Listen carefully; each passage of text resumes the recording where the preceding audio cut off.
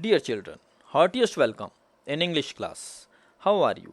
Hope that all of you are well and safe at your home.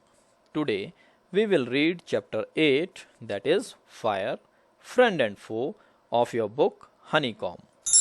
Dear children, these are expected learning outcomes which will be achieved by us after understanding this chapter. As you know that I divided this chapter in two parts. In previous video, we already read the first part of this chapter. Today, we will read and understand the second part of this chapter. Let's start. The third way of putting out a fire is to remove the heat. आग बुझाने का तीसरा तरीका है ताप को हटा देना. If the temperature can be brought down below the flash point, the fuel stops burning.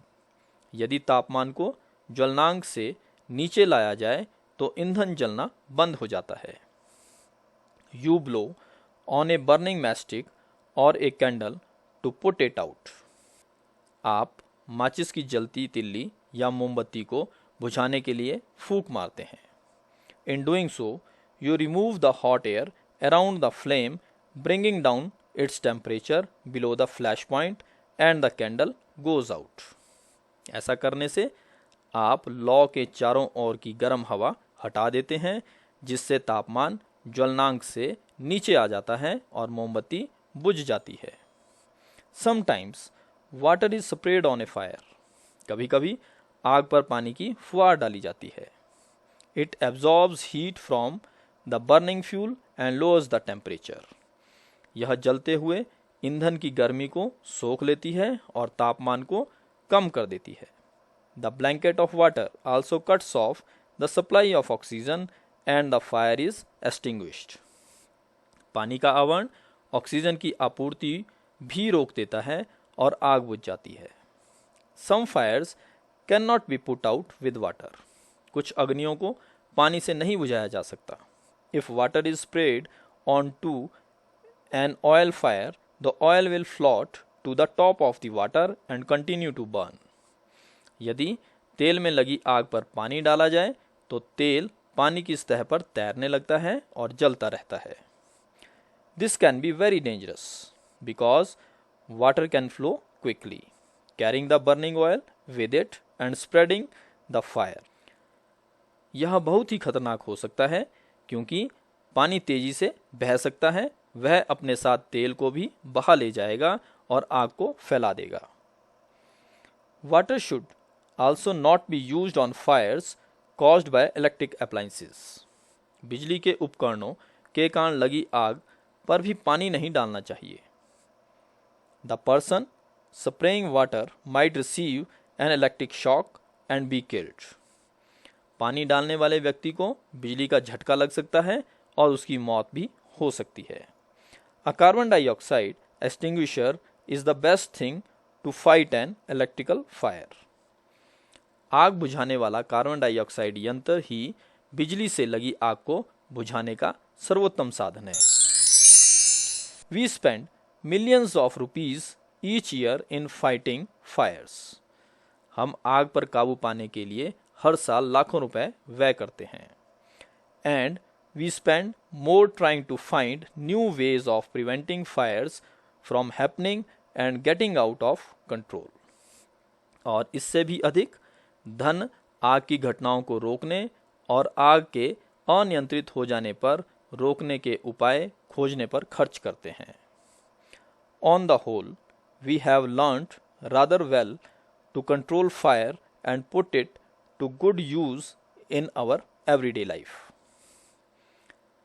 कुल मिलाकर हमने आग पर काबू पाने और दैनिक जीवन में उसके सदुपयोग को भली प्रकार सीख लिया है.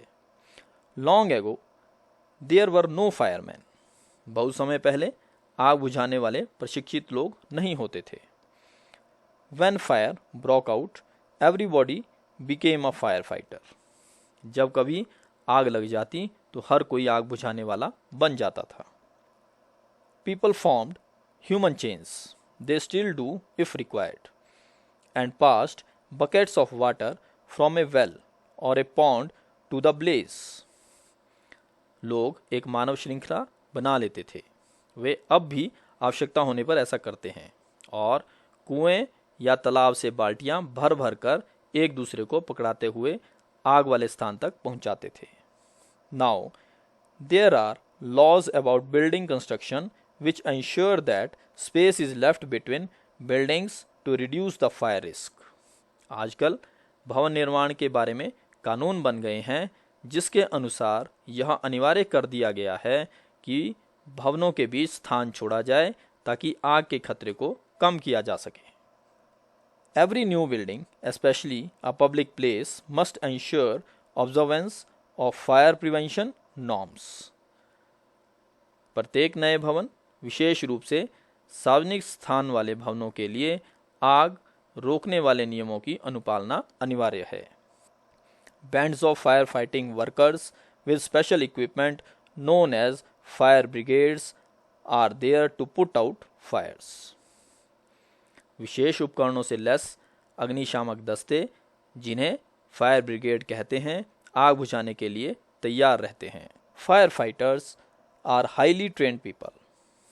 आग से जूझने वाले उच्च प्रशिक्षण प्राप्त व्यक्ति होते हैं। They possess many skill. उनमें अनेक कौशल होते हैं। They cut off electricity supply, knock down dangerous walls, spray water and other materials to bring fire under control. वे आग पर काबू पाने के लिए बिजली आपूर्ति काट देते हैं, खतरनाक दीवारें गिरा देते हैं, पानी का छिड़काव करते हैं अथवा किसी अन्य सामग्री का प्रयोग करते हैं। They are also trained in first aid so that they can help people suffering from burns और from the effects of smoke. वे प्राथमिक उपचार में प्रशिक्षित होते हैं ताकि वे आग से झुलसे या धुएं से प्रभावित लोगों की सहायता कर सकें। The discovery of fire and it's uses helped early men to cope with nature better and gradually adopt a settled mode of life. आग की खोज तथा उसके प्रयोग ने आदि मानव को प्रकृति पर बेहतर तरीके से काबू पाने और धीरे धीरे स्थायी जीवन अपनाने में सहायता की। Fire is still worshipped in many parts of the world. संसार के अनेक भागों में अब भी अग्नि पूजा होती है।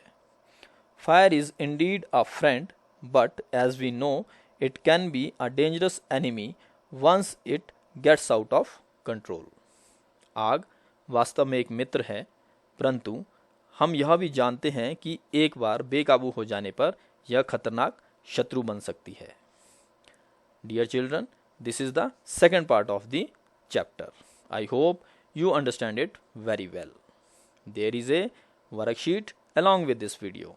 Kindly solve the questions given in the worksheet so that you can make more understanding about this chapter. Thank you. Be happy and safe.